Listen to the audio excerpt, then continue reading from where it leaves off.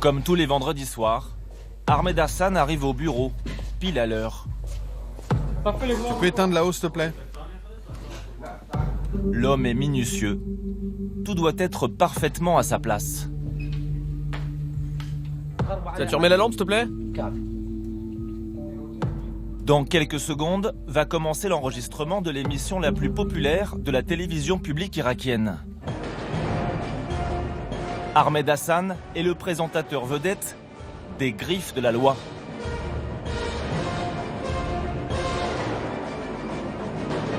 Un faites entrer l'accusé un peu spécial, qui rassemble chaque semaine 9 millions d'Irakiens devant leur poste.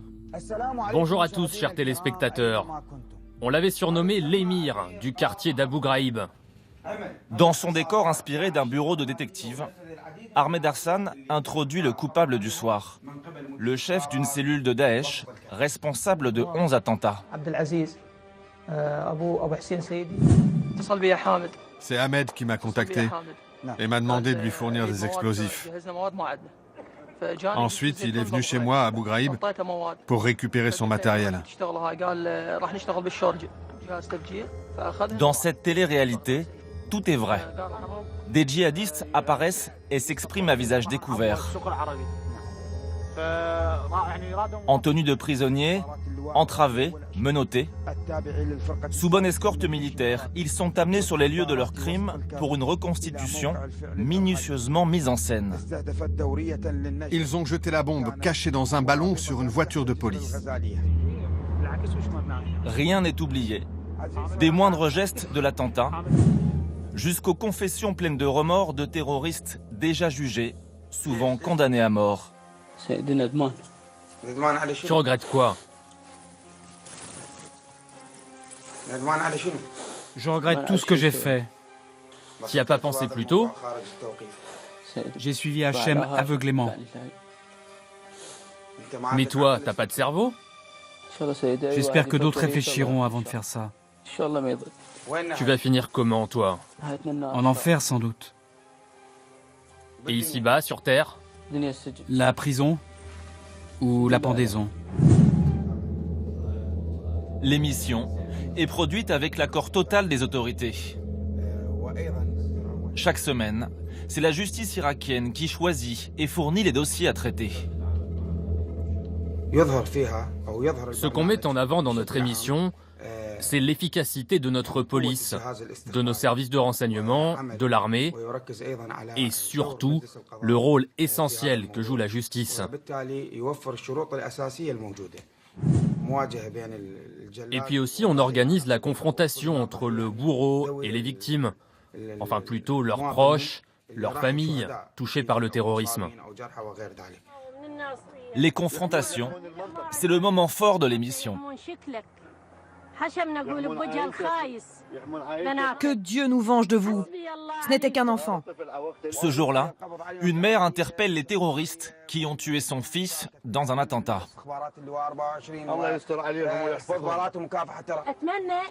Vous êtes des déchets de la société. Si je pouvais, je vous pendrais de mes propres mains. Si on me le permettait, je vous pendrais. Ces terroristes sont aujourd'hui entre les mains de la justice, et la justice vous en débarrassera. Avec son programme, Ahmed Hassan espère ainsi déradicaliser les derniers partisans de Daesh. Ce serait même, à l'entendre, une mission de service public. Dans cette émission, on réussit à rassembler chaque semaine des détails importants des enquêtes. Et ça, il faut le montrer aux téléspectateurs pour qu'ils puissent se faire une idée juste de ce que sont vraiment les terroristes, pour voir leur vrai visage.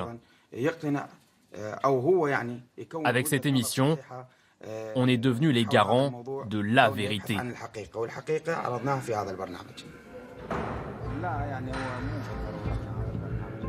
L'incroyable succès des Griffes de la loi en dit long sur le climat de vengeance qui règne aujourd'hui en Irak.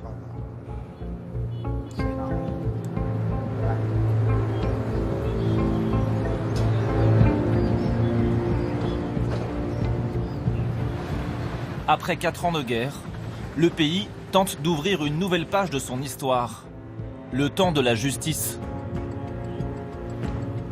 Protégé par des murs blindés, entouré de multiples checkpoints, nous avons rendez-vous à la cour pénale de Roussafa, à Bagdad.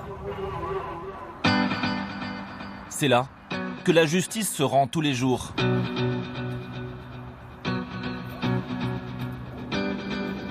Car 8 mois après la victoire militaire sur l'organisation État islamique, l'Irak fait face à un énorme défi.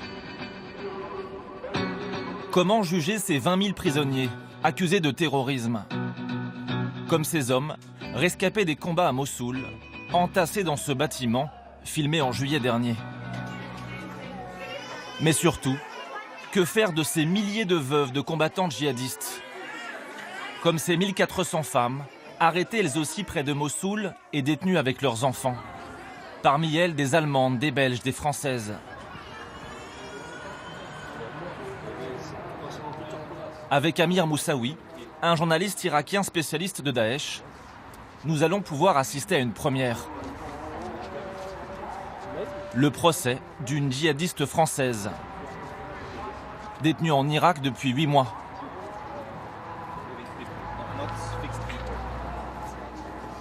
Tout va se passer ici, dans cette simple salle d'audience, avec au milieu le box des accusés.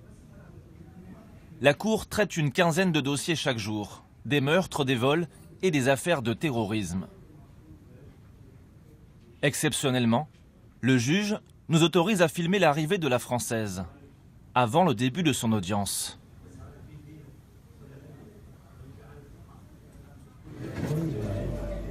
Et la voici, au bout du couloir, son enfant dans les bras, Mélina Bouguedir, 27 ans.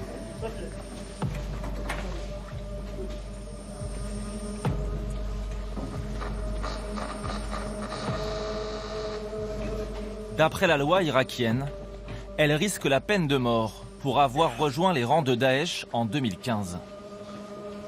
Au bout de quelques secondes, le juge nous demande de couper notre caméra. Mais il nous laisse assister à l'audience. Mélina Bouguedir fait face au juge et à ses deux assesseurs. À sa gauche, le procureur et derrière elle, le public qui s'installe. Le juge prend la parole. Mélina Hassan Bouguedir, es-tu française? Oui. Parles-tu arabe? Un peu. As-tu un avocat? Je ne sais pas. On t'en a désigné un commis d'office. Combien d'enfants t'as eu avec ton mari? 4 enfants. Quand et comment es-tu arrivé en Irak? C'était en octobre 2015. Je suis arrivée par la Turquie en voiture et je suis restée 4 jours en Syrie. Puis je suis venue à Mossoul en bus avec mon mari et mes enfants. Et que faisais-tu en Irak? J'étais femme au foyer. Et ton mari, il est où? Maximilien, il a été tué dans la bataille de Mossoul. Il faisait quoi chez Daesh? Il était cuisinier. Est-ce que tu regrettes ce que tu as fait? Oui. La parole est maintenant à l'avocat. Il a juste eu le temps de survoler le dossier. Monsieur le juge, je voudrais souligner que ma cliente est une jeune femme affaiblie. Elle a été forcée de venir en Irak par son mari. Elle n'a commis aucun acte de violence. Elle est simplement restée à la maison. Je demande donc à la Cour de la gracier au nom de la clémence. Le juge lit ensuite l'acte d'accusation. Mélina Hassan Bouguedir, en vertu de la loi sur la résidence des étrangers de 2017, nous t'accusons d'être rentré illégalement sur le territoire irakien sans visa des autorités. La Cour ne retient donc aucune charge pour terrorisme. À cet instant, la Française ne risque plus qu'1 an de prison pour simple défaut de visa. Après quelques secondes de réflexion et à peine 10 minutes de débat, vient le temps du verdict. Mélina Hassan Bouguedir, la Cour te condamne à une peine de prison de 6 mois pour avoir franchi illégalement la frontière irakienne. En considérant ta date de mise en détention, ta peine de 6 mois a déjà été effectuée. Nous te libérons donc immédiatement, à moins que tu ne sois accusé dans un autre procès. À l'énoncé du verdict, Mélina Bouguedir esquisse un léger sourire de soulagement. Mais elle n'est pas libre pour autant. Elle est interdite de séjour en Irak. Elle regagne donc sa prison de Bagdad avec son enfant. Le temps que l'Irak les expulse vers la France, où elle devrait être jugée pour terrorisme.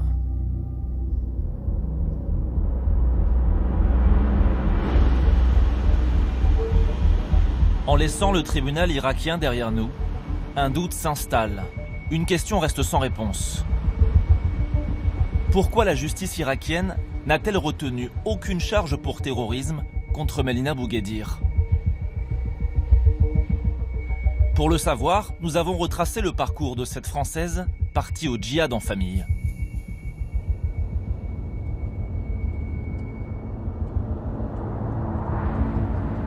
En 2015, lorsqu'elle quitte Nanterre, Mélina Bouguedir n'est pas une inconnue pour les services de renseignement français.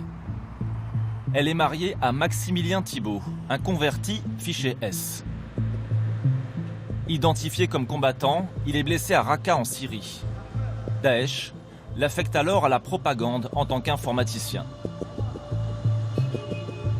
La famille s'installe à Mossoul, capitale du califat autoproclamé d'Irak. Un an et demi plus tard, Mélina Bouguedir réapparaît sur Twitter. Elle prend contact avec ces deux journalistes. Connues de la sphère djihadiste, elles enquêtent sur le rôle des femmes au sein de Daesh. Un dialogue s'engage. Là, elle nous raconte, nous sommes seuls dans la maison. Apparemment, l'armée approcherait fin juin, vers fin juin, ouais. Alors que la chute de Daesh approche, Mélina Bouguedir semble prendre ses distances avec l'organisation terroriste. Elle se présente même comme une mère de famille en pleine désillusion. Elle nous dit, voilà, on s'est trompé. C'est pas ça qu'on nous avait vendu. Il y a beaucoup d'injustices. Les deux, beaucoup, nous disent il y a des injustices et nous prennent des exemples sur la nourriture, sur la fourniture en électricité, etc., etc. Au fil des discussions, les journalistes ont bien du mal à cerner la personnalité de la Française. Ces messages sont déroutants, parfois critiques envers Daesh, souvent désinvoltes et ironiques. Parfois, ils ne versent pas de salaire à mon mari, car il ne participe pas à leur truc. Je vous ai dit, c'est un touriste. Lol. Mais vous êtes parti en Syrie, un pays en guerre. Mon mari, lui, voulait juste amener sa famille dans un État islamique, mais pas pour faire la guerre.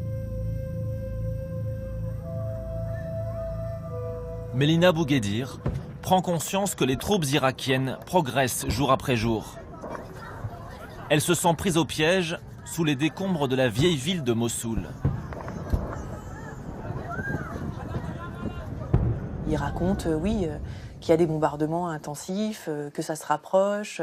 Ce à quoi on leur répond, mais pourquoi vous ne fuyez pas? Ce qui semble une question logique. On dit à Mélina, pourquoi vous ne vous mettez pas avec les civils pour fuir? Et sa réponse est claire, les civils irakiens ne nous accepteront jamais. Ils ont peur de nous, on ne pourra pas sortir avec eux, parce qu'ils nous dénonceront. Voilà. Est-ce que vous avez le sentiment qu'ils ont peur d'être tués dans les bombardements, eux et leurs enfants? Oui. C'est clairement une crainte, c'est pour ça qu'ils déménagent à chaque fois, c'est pour s'éloigner de la ligne de front. Petit à petit, il n'y a plus personne d'autre qu'eux, il n'y a plus âme qui vivent dans le quartier, à part eux. Et ils sont même plus dans une maison, ils sont sous terre. Réfugiés dans les souterrains de la ville, le couple de djihadistes donne l'impression de paniquer. Ils cherchent à tout prix une porte de sortie. Bonjour. On voudrait savoir ce qui arrive aux combattants étrangers qui sont capturés. Qu'est-ce qu'on risque si on se rend? Vous devez d'abord contacter les autorités françaises. En fait, ils demandent comment on fait pour sortir de là. Parce que je pense qu'à un moment, comme beaucoup, ils se sont imaginés qu'on allait venir les chercher. Et je pense qu'ils partent avec cette idée que la France a une espèce de toute-puissance et qu'ils ont vu des reportages où on va chercher les gens et ils s'imaginent que les autorités françaises ne vont pas les laisser tomber. C'est ce qu'ils s'imaginent en fait, sauf que c'est pas comme ça que ça se passe.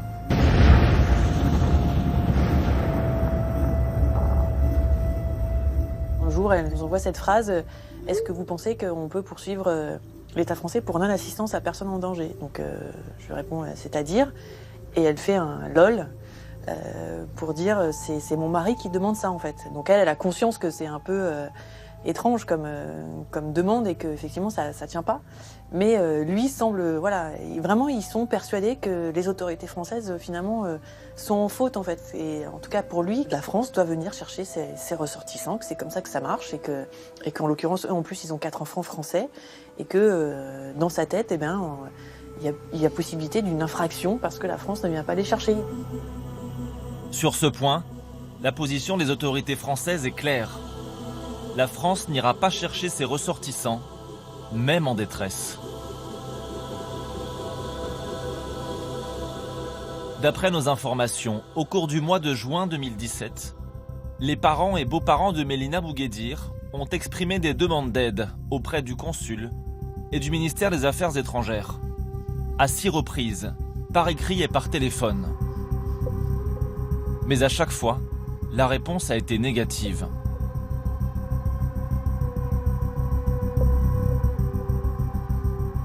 Le 8 juillet 2017, dans un décor de fin du monde, la bataille de Mossoul vit ses dernières heures. Mélina Bouguedir, seule, avec ses enfants, se terre, dans le dernier carré des djihadistes étrangers. Après 9 mois de siège, les forces antiterroristes irakiennes lancent l'assaut final. L'unité du colonel Raad Rahim, ici au premier plan, libère la ville, rue par rue, maison par maison. Nous avons retrouvé cet officier irakien dans les environs de Mossoul. C'est lui qui a capturé Mélina Bouguedir le soir du 8 juillet 2017. Nous avons entendu des voix dans un tunnel souterrain. C'était la voix d'une femme. Et on s'est dit qu'il fallait aller jeter un œil. Après hésitation, j'ai donné l'ordre d'attaquer. Et c'est à ce moment-là que nous avons entendu des cris d'enfants en bas âge. On s'est arrêté tout de suite et on n'a pas tiré. Les militaires découvrent la cave où est retranchée la française depuis 2 mois.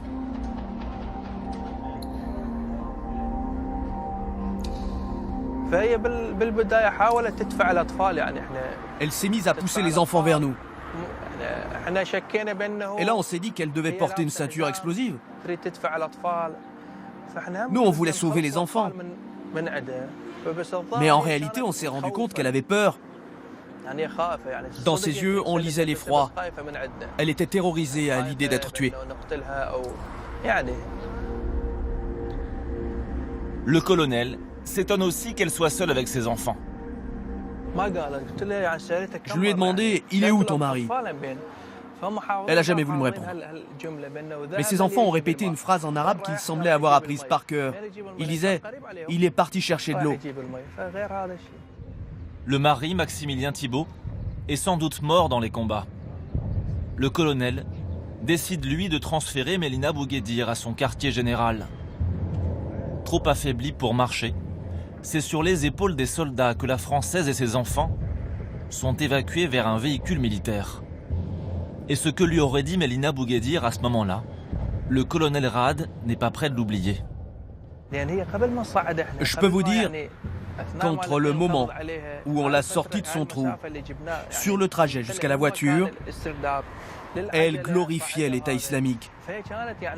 Elle les portait au nu.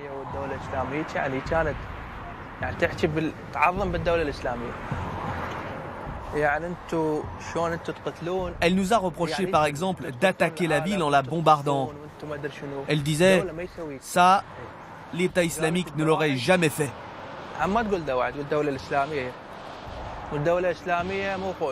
Avant qu'on la fasse rentrer dans la voiture, elle a fini par dire « L'État islamique n'est pas bon ». Et elle a continué en disant « Au début, on avait beaucoup espéré avec eux, et on s'est rendu compte qu'ils n'étaient pas à la hauteur. » Et elle a dit « On les a vus égorger des gens, et on les a vus commettre des atrocités. » À partir de là, le discours et l'attitude de la Française ne vont cesser d'intriguer les soldats irakiens. Comme lorsqu'elle prend la pose sur cette photo, prise dans le blindé qui la conduit vers le QG des forces spéciales. Depuis le début de la bataille de Mossoul, c'est la première fois qu'une Française est capturée vivante dans les combats.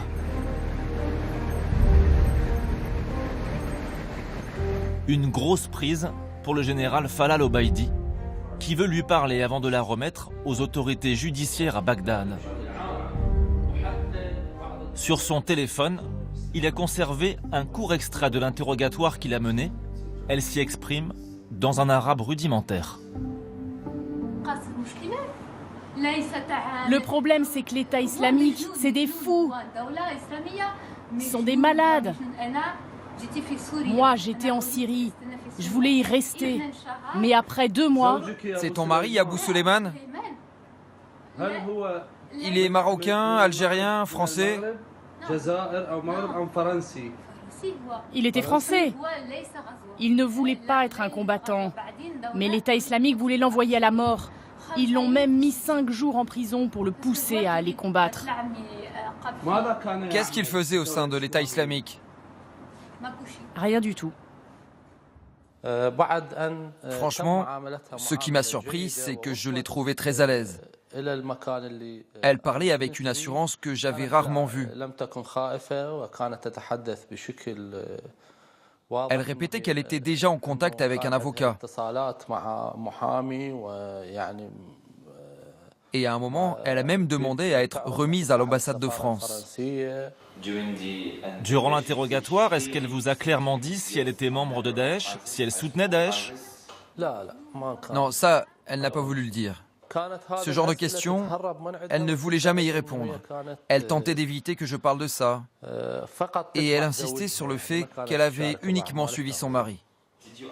Est-ce que vous lui avez demandé ce qu'elle avait fait précisément durant ces 18 mois? À ça, elle a répondu qu'elle menait une vie tout à fait normale sur les terres occupées par Daesh, comme les très nombreux étrangers qui étaient venus vivre dans le califat.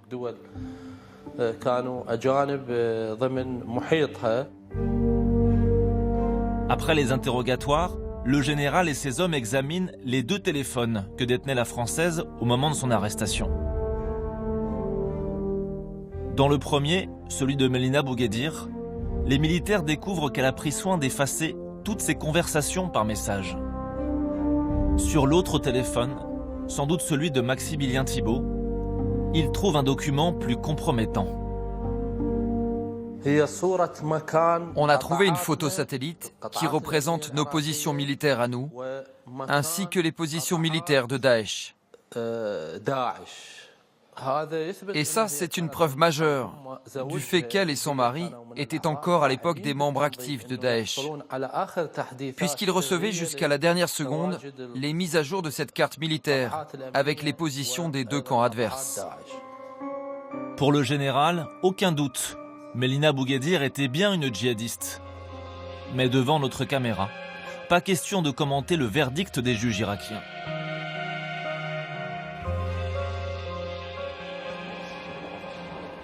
Hélène Salon est grand reporter au Monde, spécialiste de l'Irak.